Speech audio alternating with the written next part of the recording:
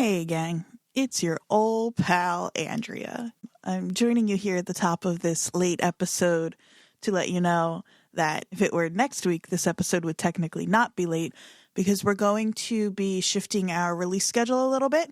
And from now on, at least until Yellow Jackets comes back, Wednesday is going to be our official release day. And so we'll come at you right in the middle of the week when you need us most, I'll bet. And that'll give you a little more time to watch whatever we're watching. Thank you for your patience, and hopefully now moving forward, you'll get us right in your feed when you're supposed to, which will now be Wednesday mornings. Enjoy this episode. Love you, mean it.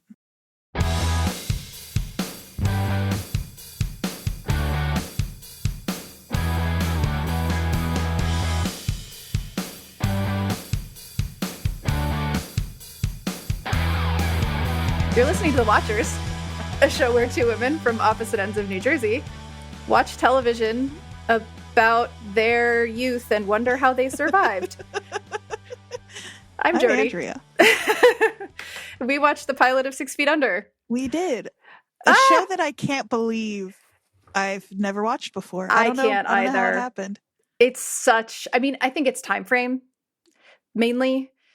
Just like, I don't know, maybe not. But this show, so, okay. It's 2001 to 2005. So I would have been like, and I had friends who were obsessed with it. Yeah. So I would have been, 15 to 19. So maybe a little young, but. Yeah. I was like mid to late 20s when this show was on. And it was just absolutely everything. I was obsessed with the show. You know what it is? I think for me, I'm kind of interested to see if this ends up being true, and I've just never realized it until right now, is there are two things going on. When I was 16 to 19 is when I worked at the movie theater, and I was watching movies constantly. Like if I wasn't on the clock at work, I was there watching something. Yeah. And also the only other thing I was doing was going to shows. I was really into like the local music scene and like also traveling around for bigger bands and stuff at the time. So it's possible I just didn't have as much time for TV until. Well, and conversely from that, like from 2001 to 2005 was like the bulk of my professional life in New York City when I was like a 9-to-5 office, and like just going home advertising and, like, drone. Tune in, tune out, right? Yeah. Tune in, drop out. Yeah. Whatever. Yeah. No, because I would so I started working in the city in 99 and I left in the end of 2005. And so this spanned the biggest chunk of my life as like an office person. Right. And so the Sunday night appointment television of it all was like, I was perfectly primed for that because I was working Monday through Friday, 9 to 5. Like this was a thing that HBO had a hold on for a really long time, right? So Sopranos came out, 2000? 99. 99, okay. Yeah, and so there was a time What's that? We're not on a delay. I just fully interrupted you. I'm so sorry. No, it's okay.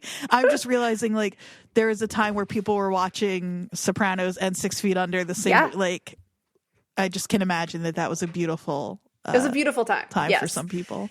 Yeah. In New Jersey and California were Sunday nights on HBO. Yeah. Well, and as I said to you in a text, some of this show is Jersey coded.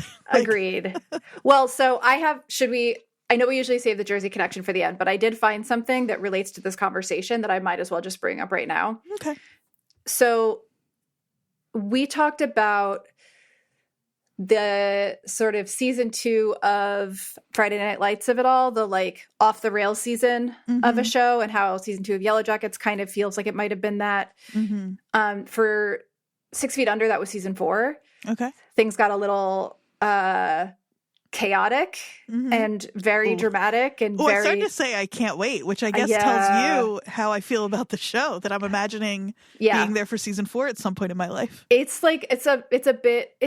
It's not wildly different. It's just amped up to like 10. Gotcha. And there's an episode where David is like fucking carjacked, abused, like has this horrible experience.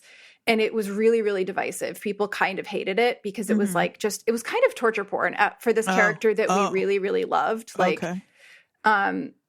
he's nearly killed. It's like this huge thing. And today I read an interview an interview with Alan Ball, the director and writer, who said that about that episode. He said that season 4 installment, let's see. This is not a direct quote from him, but this is what he was saying about it. That season 4 installment, which exemplified the kinds of narrative and emotional swerves that distinguished 6 Feet Under, was actually very explicitly inspired by the Pine Barrens episode of The Sopranos. Interesting. Said Paul, P-O-U-L, who was the producer who directed the episode. He said, like Pine Barrens, the episode begins in a traditional fashion and then transforms into something darker and more enigmatic, flitting between Fisher's storylines before settling in with David and the cruel, capricious driver who simultaneously frightens and attracts him. He said that we were a little surprised by the vehemence with which some people objected to it, as other people said that was the most exciting hour of television I've seen in a year. So interesting. Yeah, so the idea of those two shows existing simultaneously, like Sopranos coming out 2 years before this, like they were in conversation with each other in interesting ways. That's cool. Yeah. So that is one small Jersey connection, which it's bigger than the only other one I found. So, which was, you're going to save that? Or you it's not worth saving. Okay, yeah, let's just talk about it now because neither is mine. The only other one I found is that Bobby Cannavale plays Keith's a coworker of Keith in season 4 for an episode or two. I mean, it counts. I know, but it's kind of. And just for our listeners, is Bobby from? He's from Union City, yeah. Is okay. Yeah. I just and obviously he's very Jersey coded, but yeah, he's also from Jersey. He's not just Jersey coded. Yeah, he's actually from. Yeah, the other thing that is Jersey coded in the show, I feel like, is that he, in the flashbacks, their dad is openly smoking while preparing a body. And I can't totally explain why, but that does feel very Jersey to me. His dad, thank God they use this format of the dead kind of existing in real life. Great. I liked it. I liked that so much because his dad is such an amazing character, and if he just existed as the catalyst for all of this, his death, the show would not be nearly as interesting. I know we're here to talk about the pilot, but I heard disclaimer as of last week, we're going to be spoiling, not too precious about spoilers for these shows. But I found a Slate article from 2013 about this idea of a gateway episode, which I thought was something interesting in connection to a pilot and a finale. Is this idea of the gateway episode, which is the episode that is the thing that will drag you into the show for real. And 6 Feet Under, their pilot is not the gateway episode, and I agree with this statement. I think they list. It's fascinating. I'm obsessed already. I know. I'm going through all of our shows. Go ahead. So the gateway episode for 6 Feet Under, according to this article in Slate written by Miriam Krul, is season 1, episode 6, called The Room. And it has to do with Nathaniel, the father, and his sort of secret life. And not secret life in the trashy way, but just the parts of someone's life you don't know about when they're your parent. Right. It's so good. Now, is that in theory an episode, if you were trying to get your friends at home into this show, would you say just start with episode 6 and if you like it, go back to episode 1? Yes. So basically the way they refer to this is, so the intro to the article says, and this is from 2013, summer is here, the perfect time to catch up with a few of those shows everyone is always saying you should watch. But there are so many. How can you decide which to try? You need to find the gateway episode. One you can watch without any background knowledge and which will give you a real sense of the show and whether you'll like it. So they're arguing that the gateway episode is season 1, episode 6. I would say season 1, episode 3 also. Foot is another one that could really give you the sense of it. I know it's not the point now, but if I were listening right now, I would be Googling. So instead, can you just run through some of these? How many shows do they do? What do they cover? Let me pull this up. And also, what do we think Yellow Jacket's gateway episode is? Yeah, I know. I think we might need to think about that and come back to it because I'm not. So I don't know if they use this framework a lot. There's one, a Silicon Valley. I need skeptics 20 advice. shows I know. listed out with the gateway episode. I know. I agree. They fucked up for us. I agree. Oh, here we go. Okay. I found some. They just didn't use the phrase in the title every time. Okay, so they have Sopranos, Gilmore Girls, X-Files, Happy Endings, a show we have briefly mentioned before. Also, Happy Endings got really screwed when they aired because they aired their show totally out of order. And so if you watched it week to week, it was very confusing. And so that gateway episode, I'll bet, is very important. Yeah. So there is, oh my gosh, they have a bunch. So Mad Men, Always Sunny, 6 Feet Under. What's the gateway for Always Sunny? Let's see. With 94 episodes to choose from and another 13 to start airing tomorrow. This came out in like 2013. Season 2's Dennis and Dee go on welfare. Perfect. Perfect choice. That's a perfect choice. What a show. Sex and the City, Boardwalk Empire, The Office, Bunheads, which I actually watched, Veronica Mars, Deadwood. So you want to know which one was Veronica Mars? Yeah. Okay. This I just have to say Veronica Mars is a show that I watched only because I was working in the cage at my grad school, meaning the equipment rental, photo equipment rental place, working with people about 10 years younger than me. And we sat through hours and hours and hours of nothing happening in the basement of like the grad school. And all they did was watch Veronica Mars. I love that It's a great show. I mean, it was much. like, I would not have watched it without the influence of people 10 years my junior, but it was a great show. That show has a great pilot, a great first episode. I don't know that it's one we'll need to watch for this, but it's great. Yeah. So the episode that they recommend is the 4th episode of season 1, The Wrath of Khan. And the synopsis is, in an effort to help Wallace's new friend Georgia, who is duped out of her money in an internet scheme, Veronica must outwit a group of computer thugs known as the Silicon Mafia. That's right. Oh, yeah, that is very good. Yeah. Man, that show rules. There's also a one for Buffy, which I'm sure you'll probably want to know. BoJack Horseman, Futurama. Gonna need Buffy. Gonna need... So, okay, Buffy gateway episode is... let's see. Start with Earshot, the 18th episode of season 3.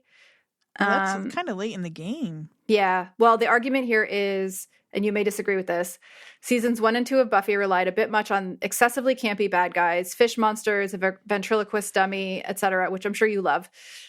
The bad guys of season 3, on the other hand, embody villains we all know: adolescent alienation, romantic jealousy, teenage insecurity, high school frenemies, parents who just don't understand.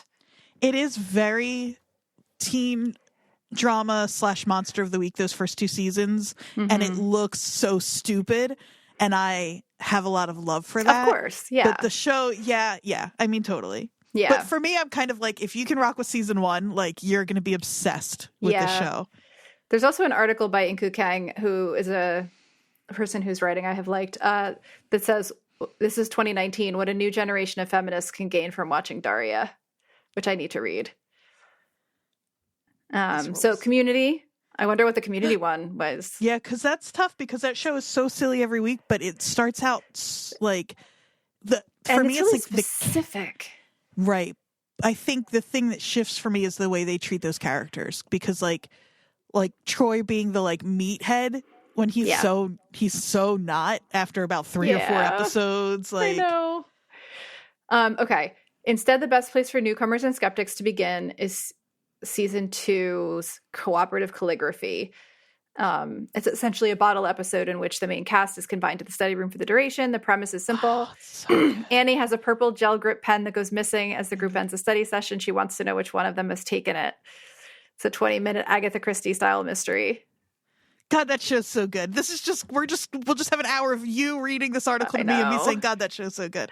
All right, let's pick one more. Go ahead. So Breaking Bad is another one. You didn't watch Breaking Bad, right? Oh, yeah, I did. Oh, you did? Okay. I couldn't remember if we talked about that. It was The Wire that you didn't watch that I thought you had. I've seen some of The Wire. Yeah, let's see.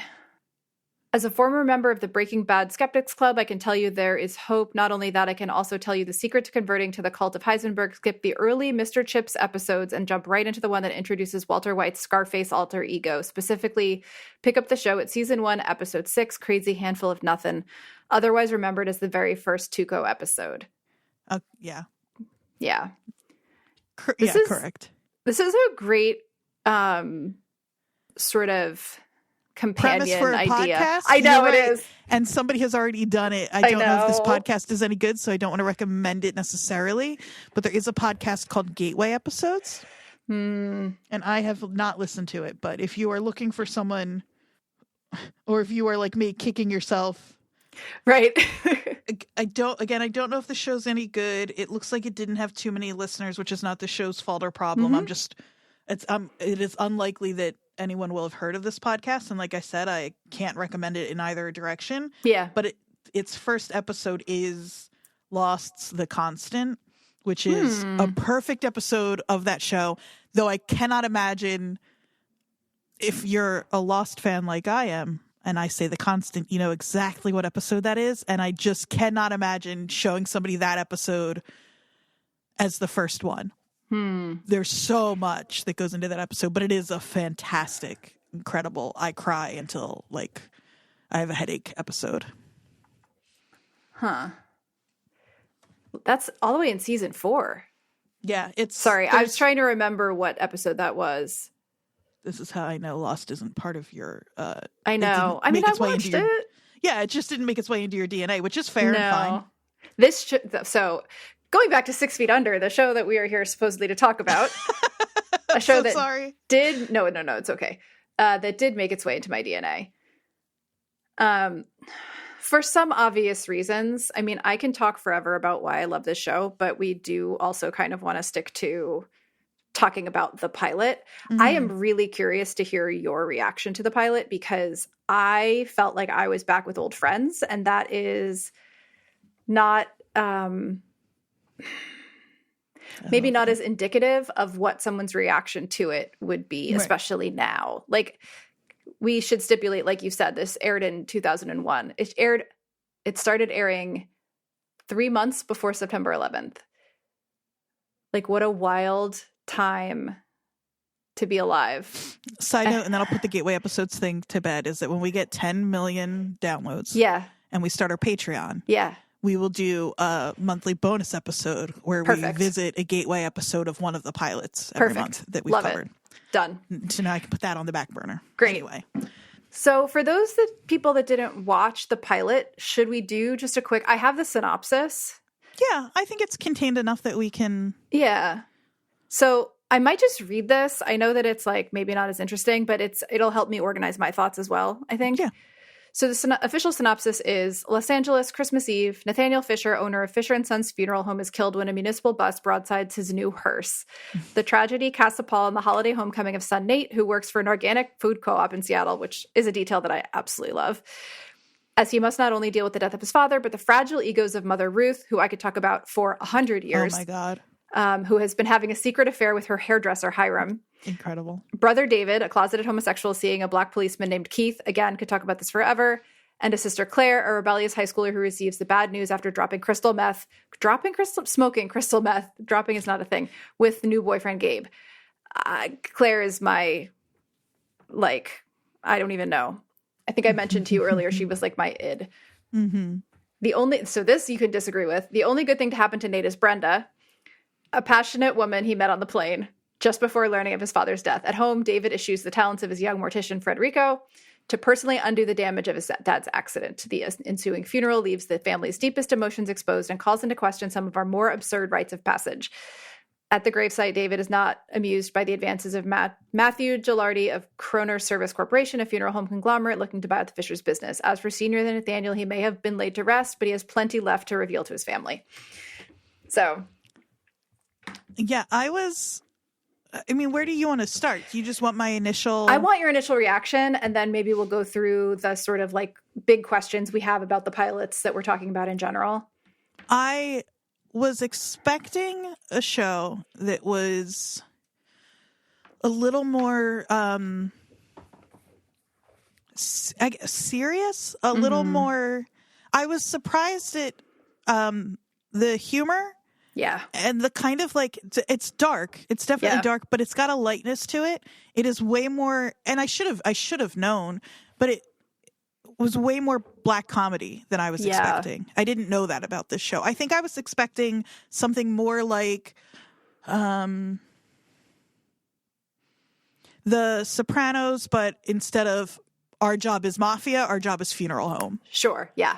I can see that. I mean, especially time frame, HBO, like, I think also part of the reason you maybe had that impression is because the show went on for 5 seasons, and by the end, the characters in it were so beloved in such a serious way that, like, there are people, me included, who think the finale of this show was like, it was like I was sobbing at the finale of this show. And so even though it has this very, like, dark, I would say black comedy, like, aesthetic, especially in this pilot episode.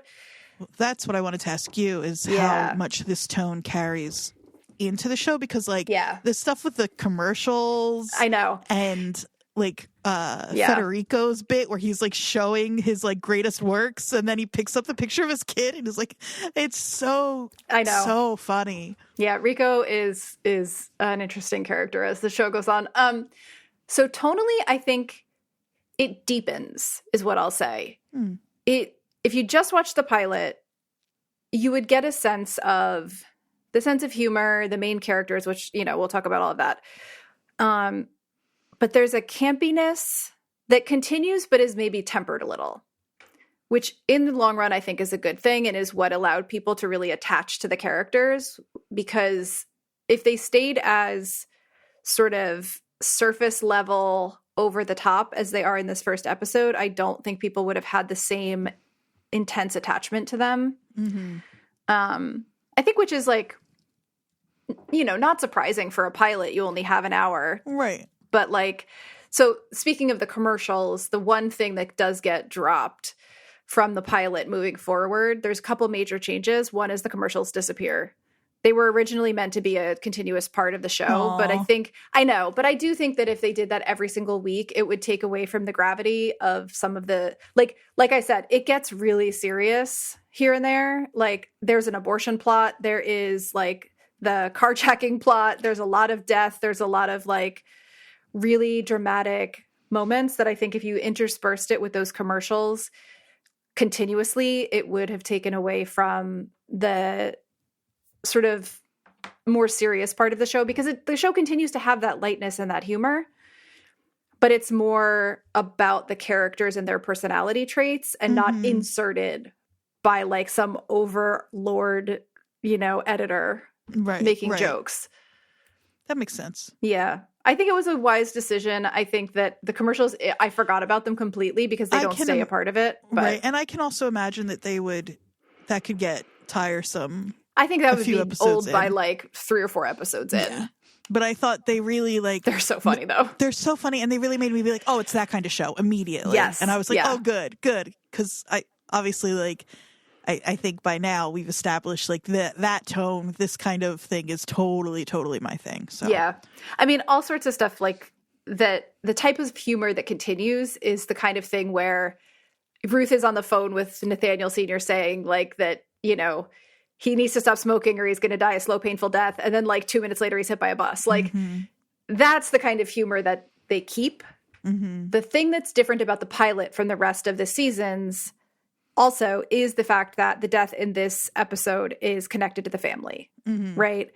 Other deaths happen that are, like, loosely connected to the family, but this instigating moment of the father's death it's like, it sets up the structure going forward of a death starting each episode, but the rest of the deaths are often strangers that the funeral home is servicing. It's funny because a show like this, it seems like the way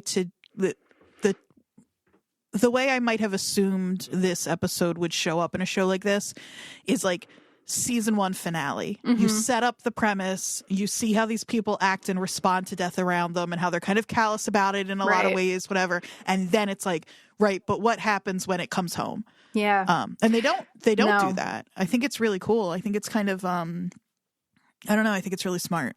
Well, and, like, one of the things the show became known for was the sort of unconventional way that it structured itself and the way it did these things, right? So there's a lot of, and again, if you don't want any spoilers, don't listen to the rest of this episode. I'm not gonna overtly spoil things. I'm gonna try to be careful because I do think there is a chance that Andrea, someday you may actually watch it. But I'm also not. Have we talked about one of my greatest serial killer traits? What, that you don't care about spoilers? Well, it's not that I don't care about spoilers. Do you do two puzzles at the same time? Like Walter? I will, like, there's a real chance that whether I'm going to watch 6 Feet Under or not, I will go read the Wikipedia breakdown of every episode when we're done here, and then still go back and watch the show. And it's worth it. Like, so one of the things that gets teased on and off throughout the series is Nate, the son, going to die? Because he is so connected to his father by name and by lots of other things we discover. And we find out some health stuff later on. And there's all of these, like, and it's kind of an ongoing, like, who else in the family might we lose? And then also for me, just as a new person watching, I'm like, everyone else is so entrenched in death in this show that it's like, I can't imagine any of them are really fearful of it, but Nate has been so he's run away from separate from it. So that's like one of his defining characteristics is that he runs away from these things, right? And so it wouldn't be surprising if we were to lose him. I love Peter Krause, by the way. Blanket statement as always. I don't know if anybody's canceled on the show at this point. I don't think he is, but if he was if good any in of them Sports are, Night. Yeah, I loved that show. It was a good show. I thought that show was great. Just know, listeners, if they are canceled, I agree. They should have been. He's blandly handsome in a way that I feel like as a queer woman, I should have more interesting tastes in men. But it's like he's got Joel McHale. Like the two of them could play brothers, and I would be thrilled. Oh, I have some alternate casting that we can talk about. Oh, I love alternate casting. Yeah, I found out who they were considering for the brothers. So, okay, where's my alternate casting? Oh, I think I found one. Okay. So who did you find? Chris Maloney and Justin Theroux? Yes. That's fun. I know. Can you imagine Chris Maloney? I guess so. Chris Maloney would be Nate and Justin Theroux would be Dave, or the other way around. Oh gosh. What were you imagining? I was kind of imagining the opposite actually, because I feel like Justin Theroux, maybe I'm thinking of him in like later roles. I don't know. He strikes me more as the like flighty, like I could see him as the like Lothario. I don't know. There's something, maybe it's just a physical thing. There's something about like the sort of grounded stockiness of Christopher Maloney that resonates with David as like a very contained, tight that makes person. Sense. Yeah. I guess I'm picturing Maloney yelling at that woman at the viewing when she's like, he's in a better place. He's in a much better place now. There are so many moments in this pilot where I was like, oh, that's why I love these people. Krause is so good. Some of his line deliveries, like that one where he's like, you're absolutely right about that. I forget exactly what he says. But the way he kind of like leans forward and yells it at her, like he's yelling at her, but it's also weirdly flat. Like he's like, I was like, I laughed out loud. You are so right about that. That's what he says. And there's so many moments like that like where, so the thing with David and being so tightly wound, there's like the moment at the funeral, at his dad's funeral, where you see him scream and then you realize that he's doing that in his head. And then later on, he actually does it. And it's like the flipping back and forth between what's going on in their heads versus what's going on in reality doesn't get old to me. I feel like it is one of the things that like their interactions with the dead and their like, it's not so slippery that you're not sure what's happening. No. That's the thing. You know what's in their head and what's not for the most part. And if you don't right away, you do immediately after. You know what's funny? I'm glad you said that because there's another show that I keep saying to me, this pilot felt like in a way that I couldn't quite put my finger on because it's not a one-to-one. And I think that if you disagree with me, you will be well within your rights to.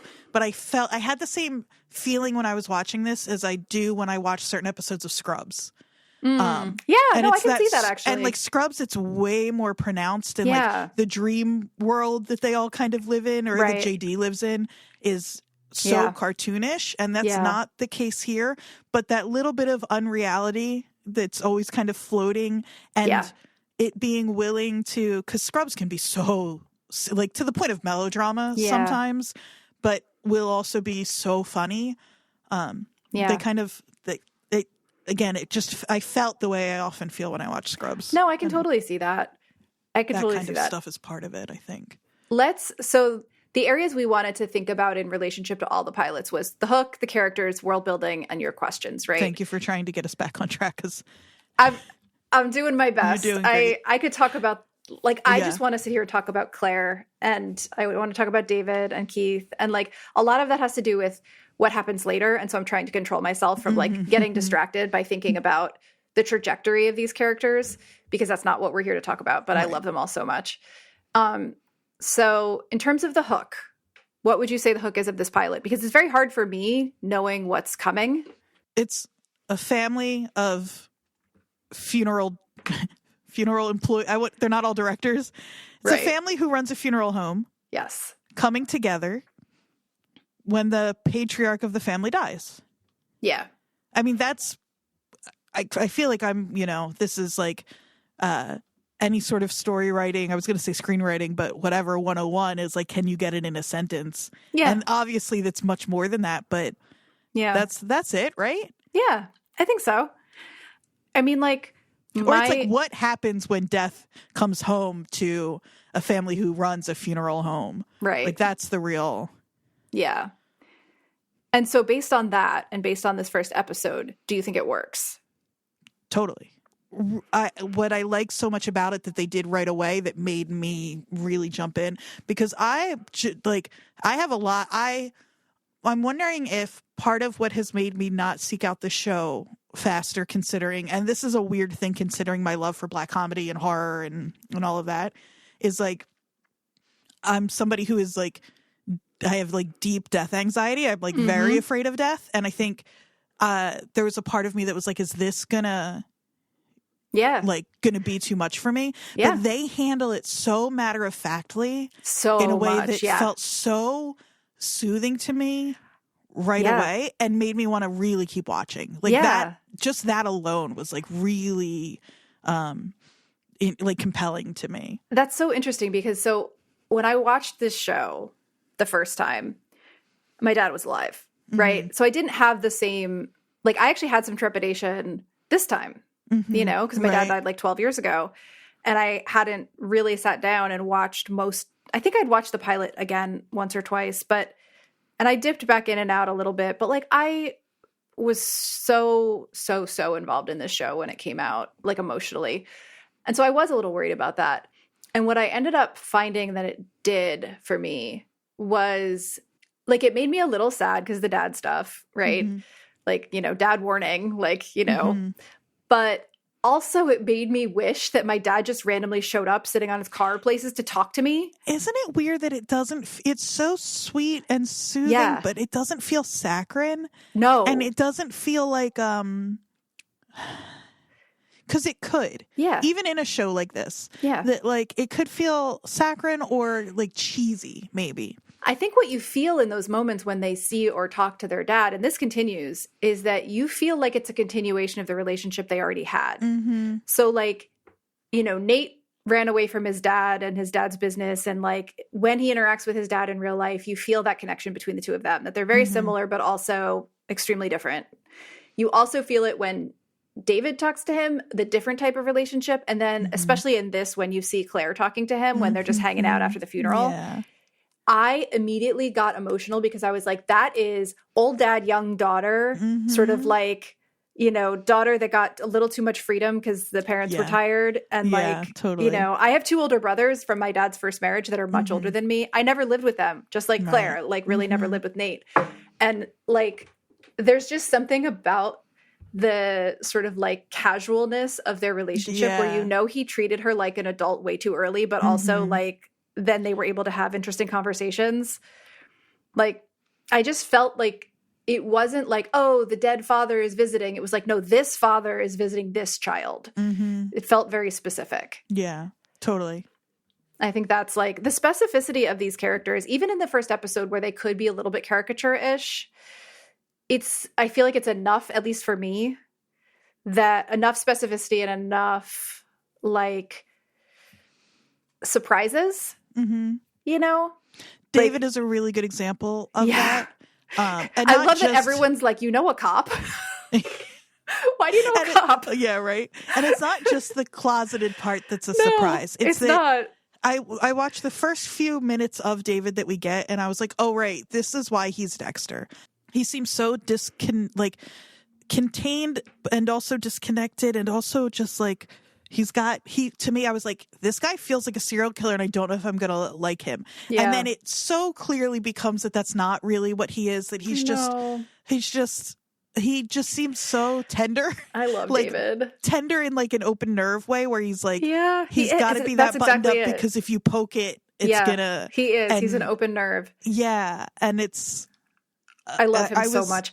Like, honestly, happily surprised by that. It's so funny that you say that, because I was shocked at him playing Dexter. I never watched Dexter because I was so attached to him as David, I couldn't even imagine it. Funny. But that's because as the show goes on, he morphs and changes and grows and is not the same person he is in this episode. Like, he still has the tendencies. He's still a control freak. He's still like difficult to budge on things and all of that. But he does, like, this isn't a big spoiler, by the end of the first season, he does come out to his family. Oh, and good. I was so worried that we were going to have to watch. No, they don't belabor him. it. Oh, thank God. They don't belabor it at all. He comes out, everybody's supportive. Like, you can see it in Claire's face. Yeah, that little moment is so sweet. When he, like, just all of it, where he's like, because I hate that trope. And I know it's it's 2001, so we're still pretty, but the, like, really, like, so painfully closeted that they're cruel to the person who they're involved with. Yes. And he does it a little, but I'm also like, I'm like, yeah, but Keith, now is not the time. Like, I know you want to be here for him, but you shouldn't have. Exactly. And so when he, like, puts his hand on the side of David's face and David pushes his hand away, I'm kind of like, in any other instance, I'd be pissed at David, but I sort of get it. But then he kind of nudges him with his shoulder, David does, in a way that's, like, still kind of sweet. And I'm like, it's cool to see that relationship be a little complicated there, where, like, David isn't just being cold. And then, you see, what's Claire, her name in the show? them. Yeah, and she's, like, clearly tickled by it in a nice way. She's like, oh. Well, and one of the really beautiful things that happens in the show that I really loved is they feel like three separate people in the beginning that have led three separate lives. Like, Nate left. Totally. David is the old responsible brother that's almost like not present at all in Claire's life, even though they are still in the same place physically. And Claire is off on her own. And as they are, like, it's no big secret, obviously Nate doesn't leave. Right? Like, you know, that's kind of the premise of the show is they're all in the same place again. They get integrated into each other's lives more, and they actually get to know each other for the first time kind of as siblings. I mean, like, Nate and David had a relationship when they were growing up, but they also get to know each other as adults. And, like, Claire gets to see her brothers as full humans and not these, like, missing, absent people. Right. And this is, like, that first little moment of her being like, wait a minute. That scene at the grocery store with her and Nate, when she freaks out and throws the melon and then, like, leans into his chest and then yells at the guy. It's like, that's the other thing that we could probably spend a whole episode on, is watching all these different people who are always surrounded by grief, not their own. Yeah. But then to see how they all respond and process their own grief in the way that the show chooses to show that is so cool. And David as, like, the representation of, like, this buttoned up sort of, like, we have to do this in a certain way because this is soothing to people. And then, like, he's kind of right. Like, they're all right. Yeah, that's what's, again, really cool about it, is that, like, when Nate starts picking up the dirt and is, like, you know, saying, like, and it's like, oh, I get it, the metaphor, you have to get your hands dirty. Like, I'm like, he's kind of right. And then when David yells at him for it, I'm like, he's also kind of right. Yep. And, like, who hasn't been too high in the wrong situation at one point? Her on, like, smoking crystal meth and then immediately finding out she had to go, like, drive her mom to the funeral home because her dad died is, like, the extreme version of that. But it is, like, and when I first watched this show, I had very recently done some drugs I shouldn't have done, like, a few years prior. So I think I was very connected to the experience of Claire just being like, I should not be high right now. Oh, God. Good.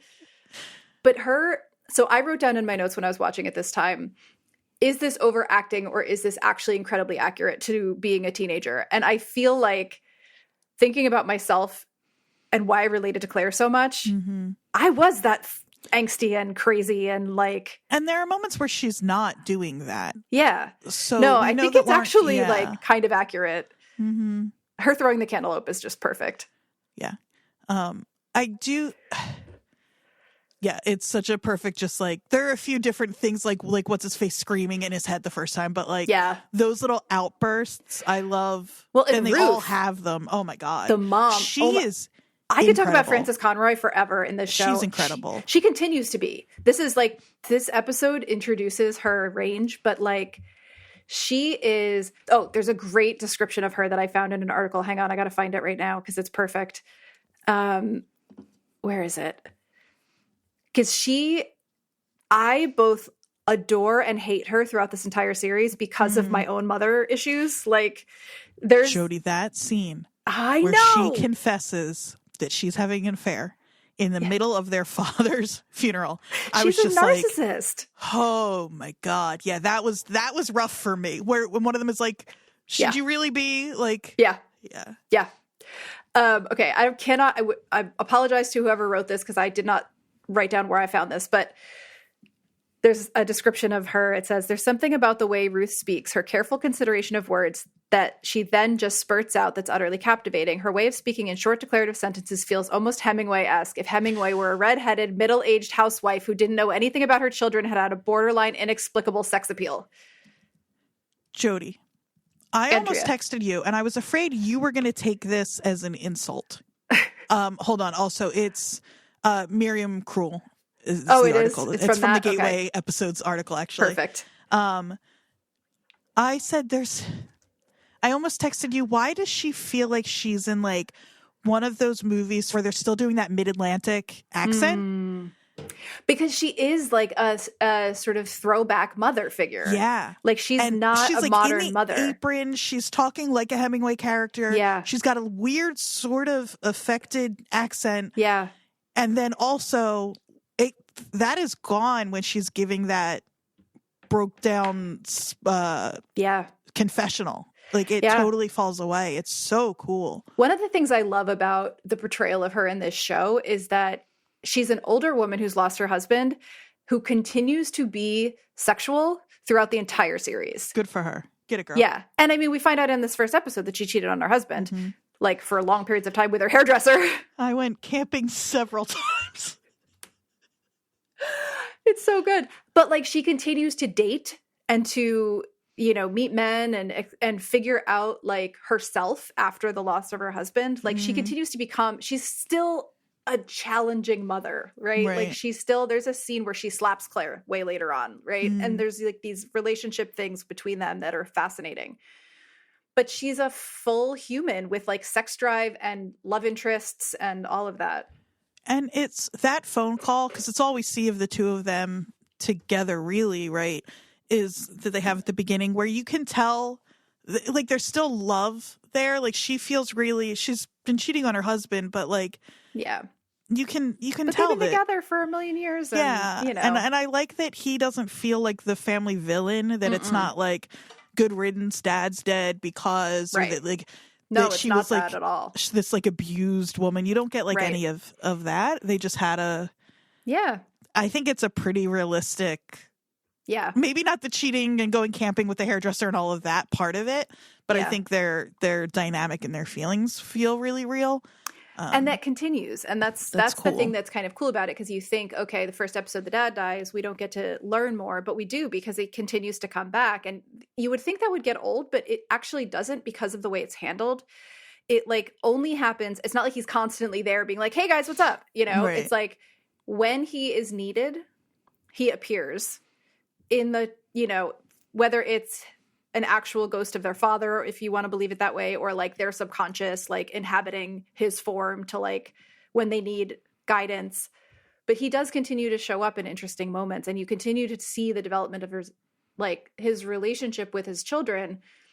And it's super interesting to think about if it is their projection of him, how this is going to get super deep real fast, how your relationship with a parent changes after their death. Mm-hmm. Like any new relationship that you develop with them is one-sided. Totally. Yep. Right? Like if you discover something about your parent after the fact, you are having a new one-sided relationship with that person. Mm-hmm. Like I talked to my father's first wife a couple years ago, and she was really generous with me and like talked to me about, because they had an ugly divorce, but like it's been a million years. Right. She talked to me about a little bit of what he was like when they first got married and like when he worked for the post office and all this stuff. And it was like, that's a new relationship that I have with my dad, but he's not having it with me, you know? And it's so fascinating to think about that, like being portrayed in a show. You never see this kind of thing where it's like the deceased parent is like such a like blank slate for each child in a way. Mm-hmm. It's really cool. That is cool. And it's, I mean, shout out James Cromwell too. He's like this show's so well cast so far for me. They wanted like a movie star in that role, and they convinced Alan Ball, I think, convinced HBO. HBO was very hands off with this show, actually, which I think really you can see. I mean, Alan Ball, the director, had his main credit before this was American Beauty, and after it did True Blood. And so it's such an interesting like path, but also Alan Ball is gay and like puts a lot of his own experiences into David. He says that like each of the three characters are a piece of him. Like David is his experience with being queer and like the way he navigated that. Nate is like a part of his experience of like, you know, being more flighty or whatever. And Claire is like his like sincere artistic side, wanting to like make an artistic difference in the world, because she does become later on like an actual artist, goes to art school. So, you know, I think some of the sensitivity to the, and we didn't even really get into the queer stuff, but like later on that's much more visible. Also interesting people involved in this. Joey Soloway, excuse me, of Transparent, was one of the writers on season 2, I believe, and became a co-executive producer in the 5th season. Interesting. Yeah, so there's connections between this and Transparent, I think, casting wise also, that relate to that. Wow, Transparent is 10 years old now. That's so crazy. That feels, I would have been like, you know, that show from a couple years ago? I know. The other thing, I meant to say this when we were talking about David or Michael C. Hall. One of the reasons he has said that he was glad that David was like a super uptight character. This was his first on-camera role. Whoa. He was doing Cabaret. Really? Yeah. He was on Broadway in Cabaret when he got cast in this, I believe. Amazing. Or right about then. And he was on Broadway after this in Hedwig and The Angry Inch. He's like a theater guy originally. And so he'd never acted on camera before this show. He was super nervous. And so it like played into the David character. That's cool. Yeah. Oh, I've been totally neutral on him. And I've just, over the course of the last 4 hours since I watched it this morning, just am falling in love. Yeah. Yeah. And it's this, honestly, that's why I couldn't watch Dexter. It's not just because I don't like bloody things. Like I kind of don't. But I can deal with it if like there's another reason. And for me, there was a reason not to watch Dexter, which was that I didn't want Michael C. Hall and David in my mind to turn into Dexter. And it's so funny because in my head, again, this was trouble to me almost immediately. But those first few minutes with him, I was like, oh, I get it. I get it. This is a guy who, like, in the way that the Jigsaw killer from the Saw movies is grown-up Macaulay Culkin, I'm like, oh, so Dexter worked at a funeral home and got too into it, and now he's a, you know, like, but then, again, like I said, that's immediately troubled. But yeah, he seems lovely in this, and yeah. The format of this, I think, so starting with a death every episode, again, it's another thing that you would think would get like kind of contrived after a while. It's going back to that operational theme of it being like sort of it's kind of procedural in a way. Instead of a case, it's a death. Every episode, there's a death that they have to deal with, and it somehow informs what happens to them or what they're thinking about, or like is the instigator of something. And I was looking back at the Wikipedia page with all the episodes, Because I was trying to remember, like, I remember some of the deaths being like, some of them are funny, some of them are really dramatic and scary. Like one is a workplace shooting, Oof. like in 2002. This feels like House to me, where it's like each episode is a medical case, and sometimes, and like, is this an excuse for the show to bring in guest stars for an episode who are weirdly, do they do that a lot? No, they have big stars come in for guest roles, but they're often more like, they're not the deaths usually. Oh, cool. The deaths are often just random people. But like Kathy Bates is in this show for a few episodes. And she's fun. Great in it. I can't wait. She's great. But so the reason I bring that up is because I was going back and looking at the different deaths to remind myself of kind of where they went with it. And one of the funniest ones that I had completely forgotten about, I started laughing so hard when I read this. Okay, I have to read this to you. This is like season 4, Please. The quote unquote crazy season. This is season 4, episode 2.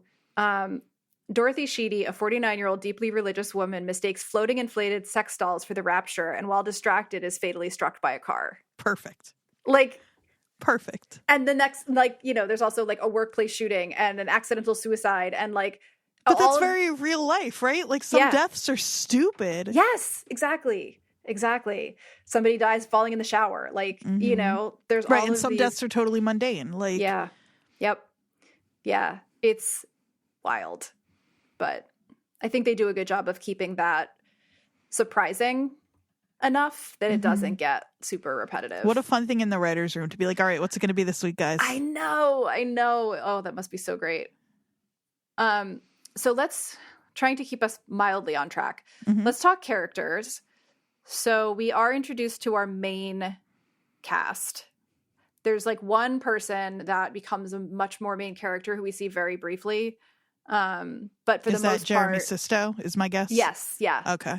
The brother, Billy. But for the most part, these people become this focal point of the show. Brother. She calls him hun or honey, and I thought partner. I was like, is she the kind of jackass who has gone home, who has like cheated on her partner and told him and then is just being totally nonchalant about it? That's her brother. Cool. She sucks. I do not like her. I can't tell if the show wants me to think she's like interesting. I will say, I'm sorry, Jodie. I loved this pilot. I will likely end up watching more of this show. I thought it was great. It like struck all of the things I like, except her. She is such a miss for me. I know. I will say she gets better. She gets redeemed somewhat as a personality type. She's very one note in this first episode. She's so manic pixie dream girl. I know, but there are more notes to come. So I just say keep an open mind. You're not going to fall in love with her, but you may tolerate her more because you may realize there's more to her than they've given her in this first episode. There's only so much they can do in 60 minutes when they have to set up the family. Yeah, I mean, that makes sense. They give her, she gets a lot of time in this episode, though. Well, she's a major character in the show, and she gets more, she gets a lot more depth and gets more interesting as it goes on. But I think in some ways she is a little of the manic pixie dream girl in that she is meant to trigger something innate. Right. But what that something is gets more complicated later on. That makes sense. But if what we're evaluating right now is like hits and misses of a pilot and what these characters set up for us, absolutely, she's the only one I'm not interested to learn more about at this point. Totally agree. Yeah, totally understand that. Yeah, I mean, I think if you think about sort of the like one sentence description of each person, there's a quote from Alan Ball about the title, and he says, 6 feet under refers not only to being buried as a dead body is buried, but also to the primal emotions and feelings running under the surface. Right. When one is surrounded by death, to counterbalance that, there needs to be a certain intensity of experience of needing to escape. It's Nate with his womanizing. It's Claire and her sexual experimentation. It's Brenda's sexual compulsiveness. It's David having sex with a male hooker in public, something that happens later on. It's Ruth having several affairs. It's the life force trying to push up through all that suffering and grief and depression. But yeah, I will agree completely that the other characters are set up with a little bit more complication and depth in that first episode than she is. I don't like her at all in the first episode. And you're probably right too or you're not probably right, you're totally right, that part of that is like it is so much easier to make people more complex when they are already in relationship with one another, and the family dynamic there. She's brand new. Yeah, everything you learn about everybody informs what you know about everybody else, and she doesn't have that luxury. So that's, Yeah.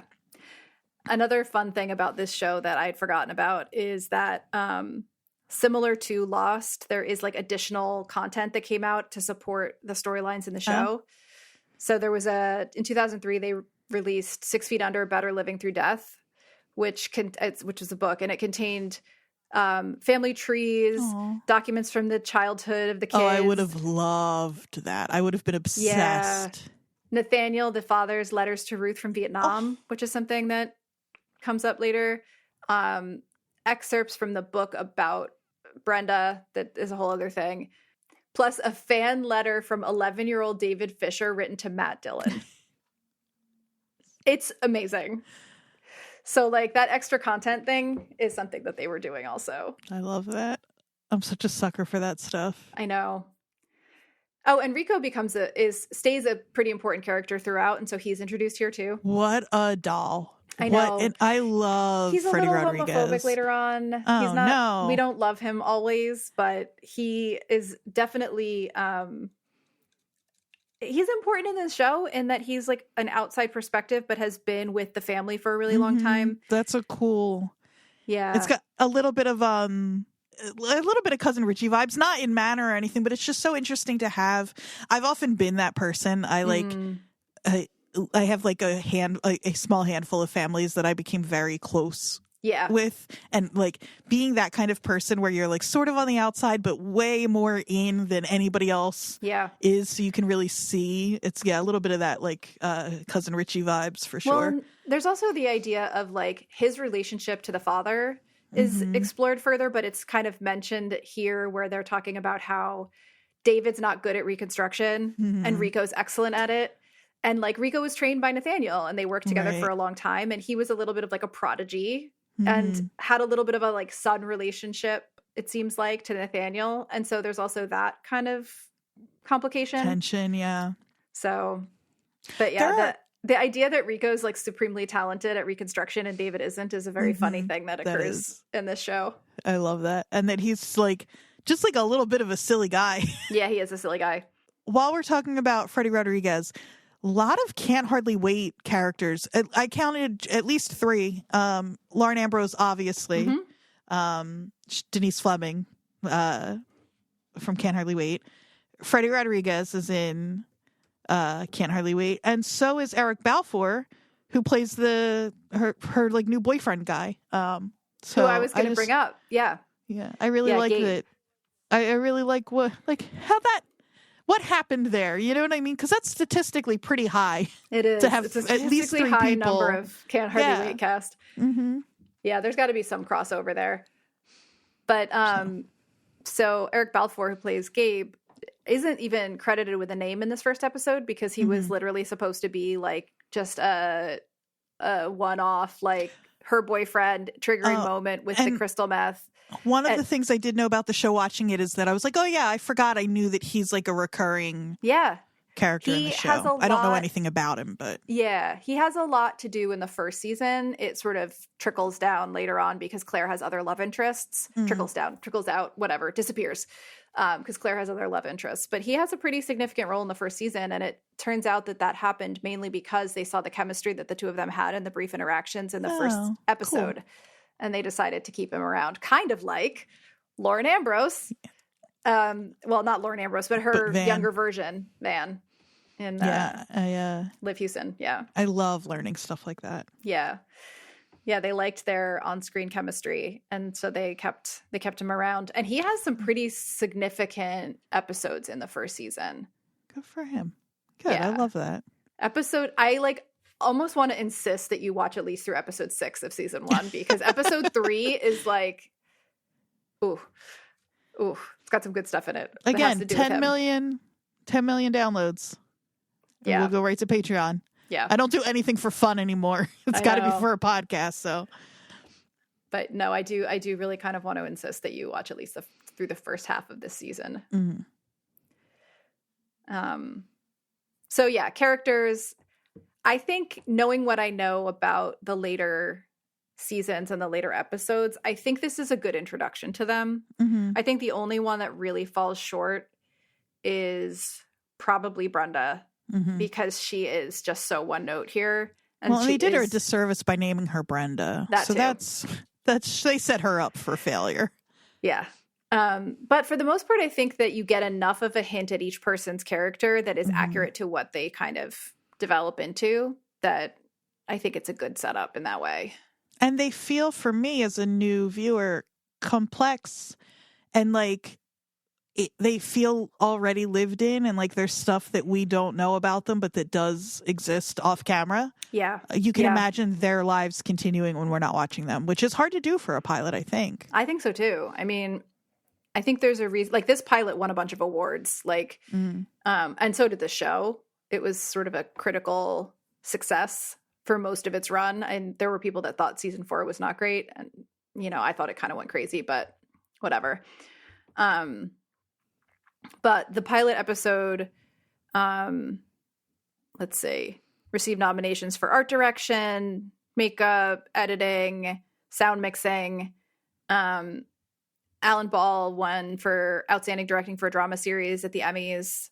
I think that for the first season, like it won an Art Directors Guild Award for excellence in production design. It got 9 Emmys, 3 Screen Actors Guild Awards, 3 Golden Globes, and a Peabody Award over its Jeez, run. okay, wow, Yeah. that's really impressive. Yeah. And like I mentioned before, last week, I think, and I'm not going to talk about the finale beyond this, but just that the finale is regarded as like one of the most beloved finales of a beloved show for the way that it dealt with, the way that it really, like, how can I say this?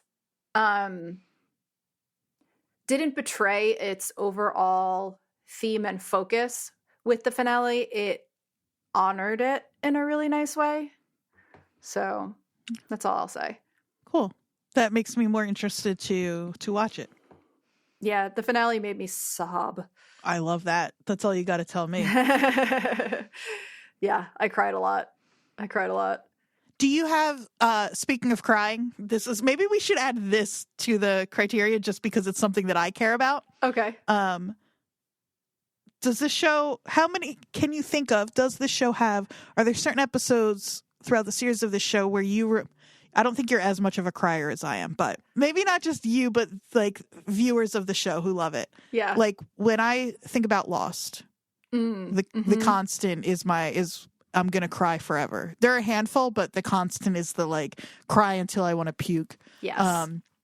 Buffy has the body, Buffy has grave. Those two are going to make me cry until I can't breathe. We could go on and on. Are there episodes like that in this show that you can think of, even if we're not for you, for other people? Yeah. I think the cryability factor is maybe something we should add. So it's interesting because this show treats death so cavalierly that it doesn't ask that of you, but when it does, it has to do with the family itself and other things going on in their lives. So definitely, I think that this show dealt with pretty severe mental illness before a lot of other shows did. And I think some of those episodes were really emotional. For me, the stuff that really always got me was Claire and her mom, because Claire's the youngest. She and her mom have a really fraught relationship, but also like there's a lot of sort of similarities there, not just visually, but like, so there's definitely, I mean, I definitely cried a ton while watching this show. And I think a lot of it had to do with the family dynamics more so than what you would expect, which would be like deaths. Right. You know? But the finale, I mean, I just sobbed. I sobbed and sobbed and sobbed and sobbed.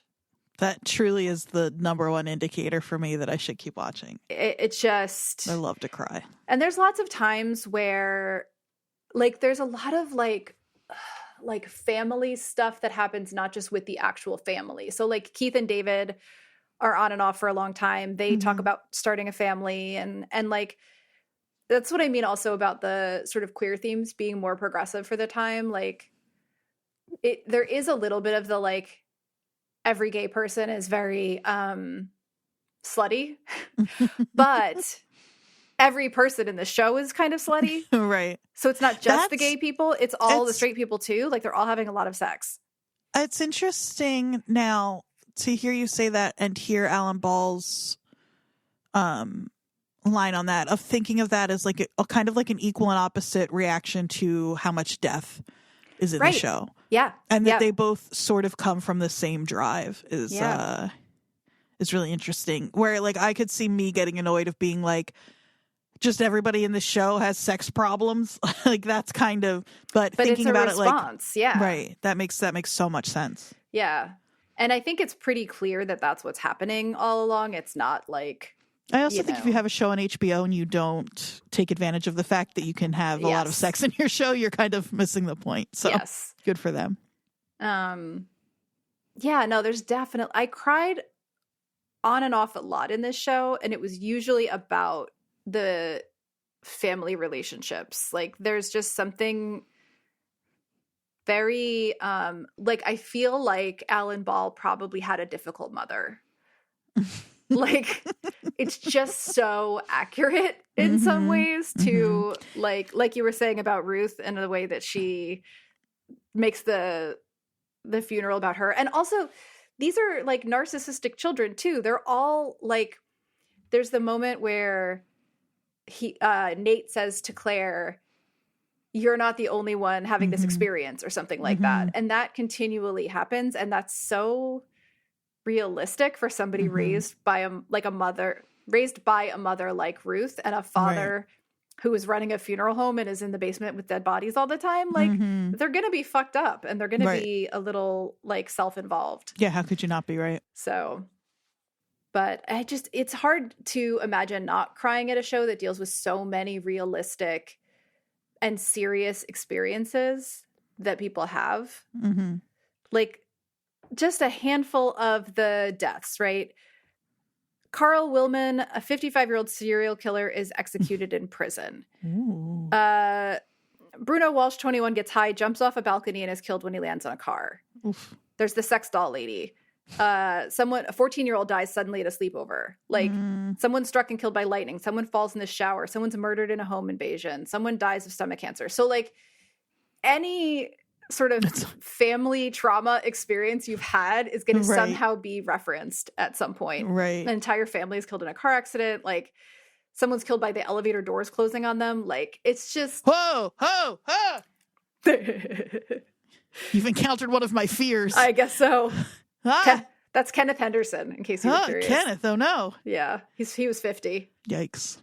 But it deals really matter-of-factly with mental illness. And like, I have a feeling that if I rewatched the entire season, there would definitely be things I'd have a problem with. And I'm thinking specifically about Billy because... Who?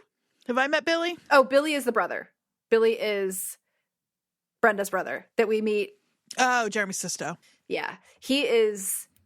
They refer to him in the first episode as manic depressive. This is like at that time frame. So Brenda in the car with Nate talks about her family and says she has a manic depressive brother. That's Billy. Oh, and then, I missed that line somehow. Maybe I was texting you. But so then when we encounter him sobbing. Yes. It's like, because, he's manic depressive. So he's either going to be so sad. Yeah. And now next time we see him, he's going to be like. Yep. I do think that I would probably find problems with it in a rewatch. But also I'm curious because I think that I remember feeling like it was dealing with something that hadn't really been dealt with before in TV in a way that humanized in some way the people involved in it. So. Right. Even if imperfectly. Yeah. And there's a lot of talk about mental illness in it. Like there's people that go through like periods of like severe depression. It's not just Billy. Okay. So we've talked about the hook, the character, world building. I think we've kind of covered. Like, it is setting up this very clear world of the funeral home. Los Angeles is a very sort of it's almost obvious like its own character. Part of it. It's almost like a character, but it feels very LA. The whole thing, the whole time, which I wouldn't have guessed. If you had told me about a show like this and then asked me where it would have been set, I would not have guessed LA. So that's like a cool kind of twist on that. And later on, there's like some interaction with / references to like the Topanga Canyon, like northern hippie culture up there that I think is also very site specific. That's interesting. I want to touch a little bit too. So the world building in the literal space of it being an LA show set in a funeral home, that's all very clear. Right. And then for me, the thing that was a real hook is the world, the sort of like rules it sets up of that little bit of unreality, of that kind of like visually, it's not super saturated, but it feels really intense. But also in a way that is, it feels really intense despite the fact that they're all so distanced and like, and buttoned up in their own ways. And the colors are a little, I don't know if they're saturated, but they're shifted a little bit. There is a definite look to it that has, for me, I was like, was this just a 90s or early 2000s look? But I do think that there's something that they did in that opening. As soon as I heard that music, man, I was like, I'm in it. The theme is like incredible. It felt to me, I was like, oh, I can see being somebody watching this at the time, and when those credits start, like clapping, like getting, and you like, see real the tree pumped. and the crow, and you're like, oh, I'm in it. Yeah. But yeah, there's something about the way that it is shot and filmed and edited that is just a very specific look that sets you up for that feeling of like unreality, but not so much that it is.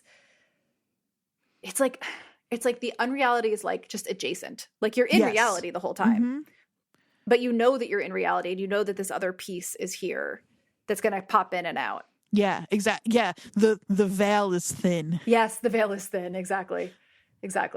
I'm still thinking about, because I said saturated, and I don't want picky listeners to think I mean literally in the colors of it. And I'm trying to figure out why, because that kitchen scene in particular is not. It's the opposite. It feels purposefully washed out. I don't have the actual vocabulary. That's your world. Just desaturated. But for me, it's but so the fact that I still feel that word and that I want to connect it that way is like, I think I don't know exactly what's going on there, but it's really interesting. It feels really unique, and it feels really specific to this show. Yeah.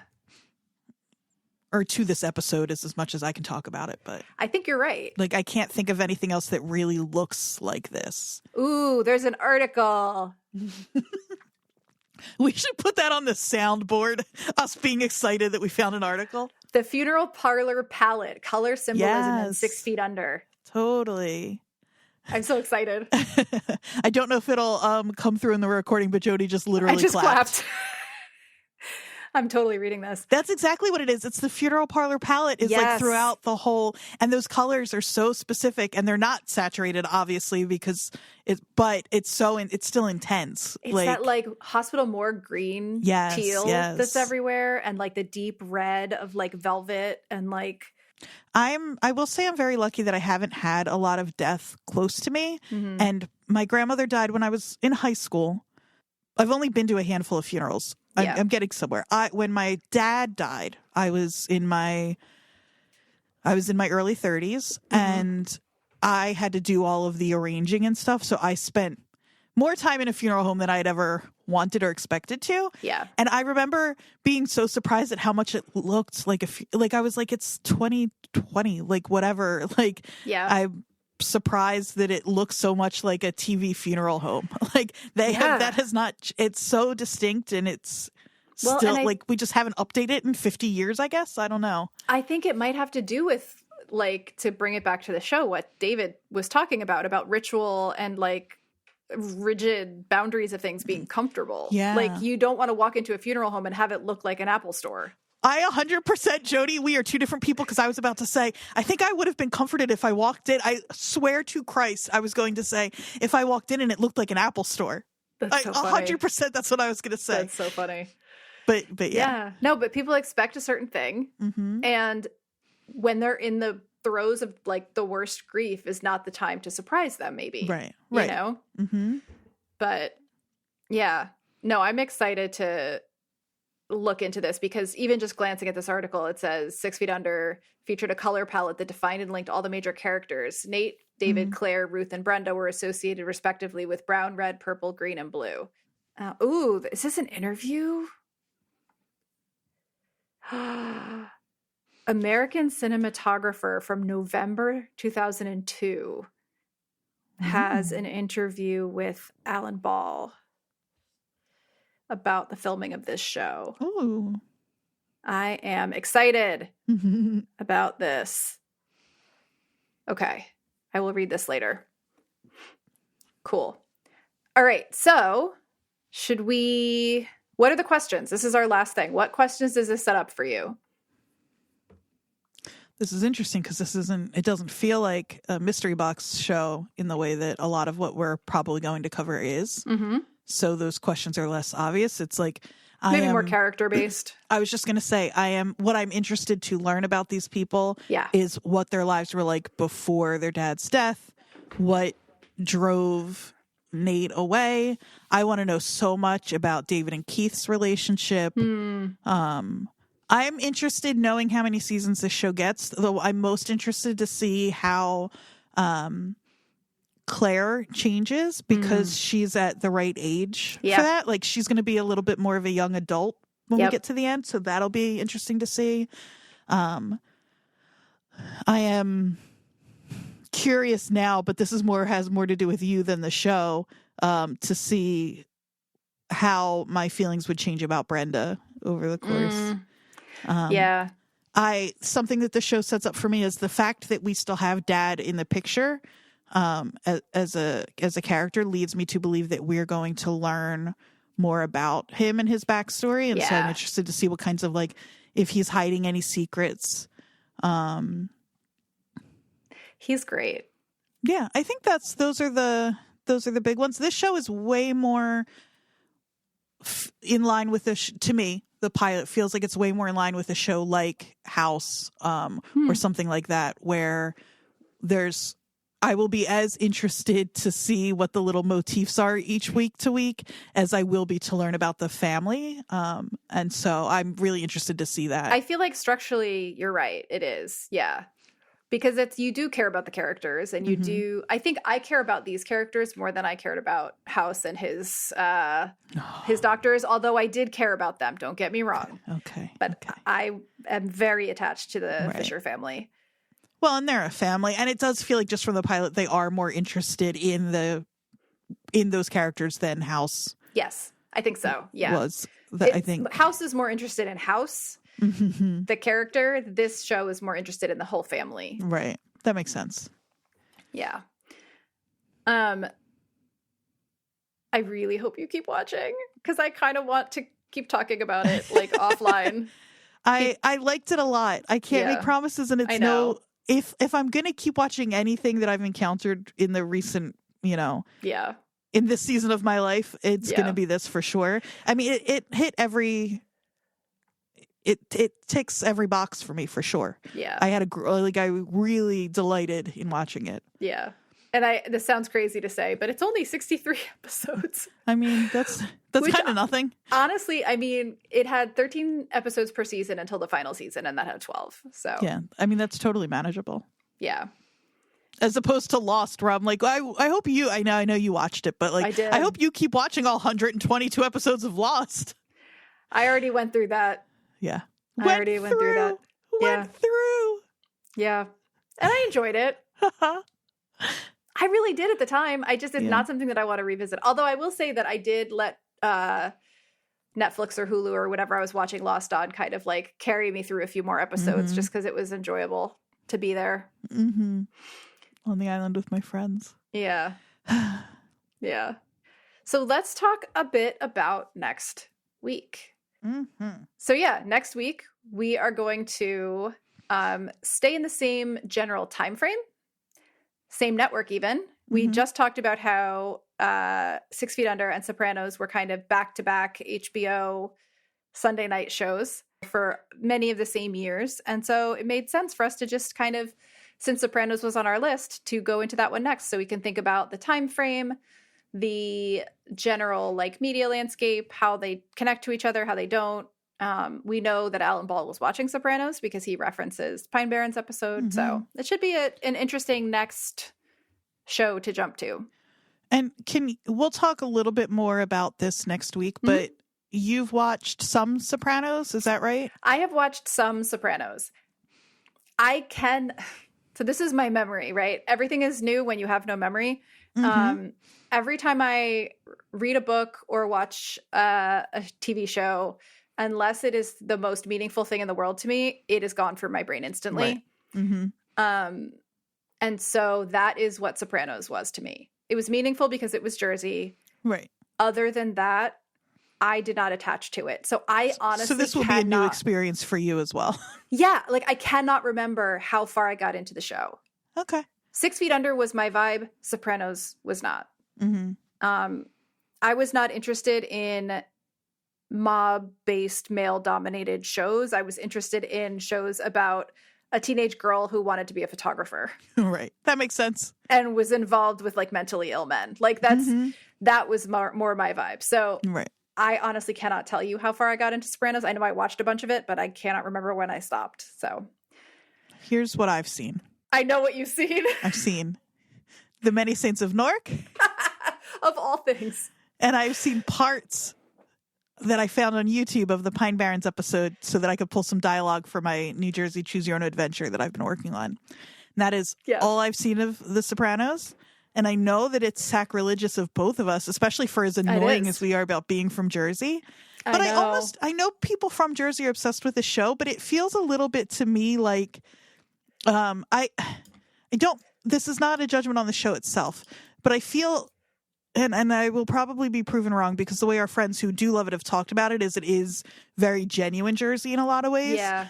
But I have always put it in the same category as the Jersey Shore, where I'm like, that's Jersey for people who aren't from Jersey. Right. And I think I'm going to be proven wrong. Yeah. I think that's just a sense I got, and it's not actually the case. I think what it is just like Jersey Shore, it is a very, very specific niche part that is a part of New Jersey. Like if you go to Seaside, especially if you went to Seaside in like the mid 90s, you would see those people. That doesn't mean that everyone in New Jersey is like those people. There is a part of New Jersey that is Sopranos-esque. It's a very small part of a very populated and complex place. So I think that's more, maybe that's why it relates to Jersey Shore in your head, because it's such a tiny subculture that is like, has been made to represent the very, very populous state with lots of different types of people in it. I have no notes. That sounds exactly right to me. I'll bet you're 100% correct. Yeah, because like I knew people that were like Sopranos types, but not involved in the mob, but sounded like them, or like the sort of old Italian grandma's house with like plastic on the furniture. Like I knew lots of people with those grandmas. Some of like the two I talked earlier in this episode about like becoming like a tertiary member of several families, and two of them are those families. So just I almost think that's why I bristle. I don't bristle at The Sopranos, but why I've been resistant, because I'm like, don't make a caricature of people I love. And I worry that that's what it does. Yeah. We'll find out. Yeah. No, I mean, I went to school with the same 22 kids from 1st to 8th grade, and they had names like Muscatello and Zaccaci and like, you know, every freaking Italian last name you can come up with. So I did kind of grow up with these people, adjacent to these people. So yeah, I'm excited. I think it'll be interesting. I do hope this isn't the episode where all of the people that have found us from New Jersey as a world decide they hate us and disappear because we love you. But this may not be the Sopranos episode you're wanting. but also maybe not. Who knows? It's true. I have a feeling I'm gonna love it. I really do. I think I'm gonna really like it. Did you see how I walked that back? I think I'm going to love it. I really think I'm going to like it. I think of it, I'm going to be pleasantly surprised. I think it's going to be okay. I think it's probably going to be fine. Yeah. It's not going to be torture. Yeah. That's what I think. I mean, it's notoriously a very well-made show. With with a very controversial ending, which we're not really going to focus on. But no, which again is one of those things that I read the Wikipedia for. So yeah. All right. Well, that is next week. We have at least, let's see, 1, 2, 3, 4, 5. We have like 8 or 9 more that we're sure of. So if any of our listeners have suggestions, we're still taking them. But we got you covered for the next couple months for sure. And then we'll reassess and we'll decide if we're just going to live in pilot land. Yeah. Eventually, we'll pick Yellow Jackets back up at season 1. We'll go right through season 2. Oh, you said, I tricked you. You scared me. I scared myself. We're not doing that. So anyway, Andrea, where can they find you? I'm at AQ Andrea Q on Instagram. They can get in touch with us both through watcherspodnj@gmail.com or the Instagram account for us, which is watcherspodnj. And I am on Instagram at Jodie_mim, JODIE_MIM. I think that's everything. That is. We will see you in fucking Jersey. Hell yeah. Going back home. Oh no. The soundboard is still there. It's never leaving. God. All right. We'll see you next week. Bye. Bye. Oh God. I really just want to go back and watch this together.